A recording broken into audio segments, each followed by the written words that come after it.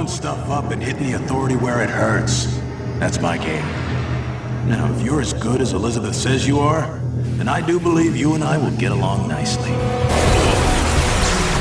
With Rage, we've blown out the experience. We have a much larger world. We have very unique environments. We have various gameplay experiences. Rage is more than just a first-person game. It's a complete experience.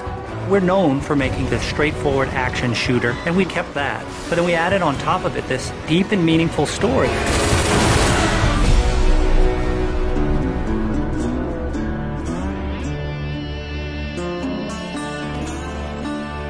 So the story of Rage. We had the setting, we knew we wanted to have it on Earth, then we had to decide how we would destroy the planet. And we actually found that there's a real asteroid, which is called Apophis, which will pass by the planet around 2036.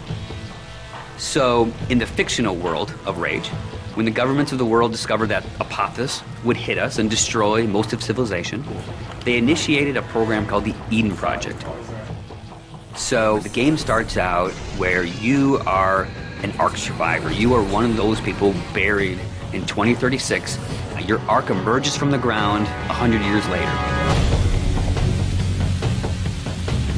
Unfortunately, you're the only one that survives in your Ark. So when you step out, you are alone. And it's this post-apocalyptic world that you rise up in, and it's this twisted version of the reality you used to know, and you really don't know what to expect. Current position unknown. There's mutants and there's bandits, you know, and there's groups of settlers trying to survive. You people are only trouble.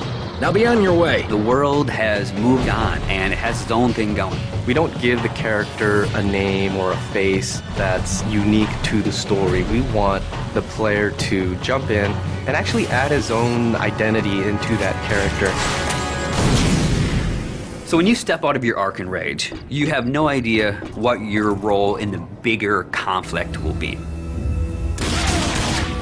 At first, all you are worried about is surviving. And you team up with some settlers, and you're doing some odd jobs. So here's what I need you to do. So you're not just going from one area to an airlock to the next area. It is an open world. It's believable in a sense. And it's the story and the characters and the setting that really delivers the gameplay.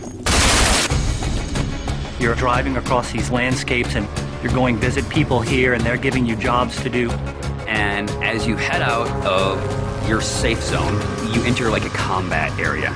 So you may find a handful of bandits with rocket launchers mounted on their cars. And as a player, if you wish to engage them, you can. If you wish to try to run and gun and get out of there, you can. Then the story starts unfolding, and you realize that these warring bandit clans, they all occupy a certain area of the wasteland. They own it. They'll attack you if you go in there and you don't look right. Then the same thing with the towns. If they don't know you, they're going to treat you like an outcast. Well, will you look here? A new face, a new body. Oh, I am so glad I got out of bed this morning. You start learning about these crazy mutants who they don't even like each other, much less you, much less the bandits. And then you learn about this other faction, the Authority, and they start playing a bigger and bigger role in the story. They are trying to control the wasteland and set the direction of mankind. That's the truth. And that's what people need to know. So there's a small group of people called the Resistance that are fighting against the Authority. The Resistance discovers you. And everyone knows that Ark survivors have a certain specialness to them. You got all those little computers racing around inside you. You know, as you move through the story, you become more important and people start to take notice of you, so does the Authority. As you, the player, get your weapons and start interacting with the characters and start fighting all the bad guys in the world, you understand what your role is in the world. So, you're the new team member. The story in a game really gives meaning to the action. It creates the setting that all the gameplay exists on. And if you have a compelling story, and you have compelling action, and ways to drive the player forward, it just creates a richer experience and a more complete package. But it's always about, again, something new around every corner, and you really have to stay on your toes in the wasteland.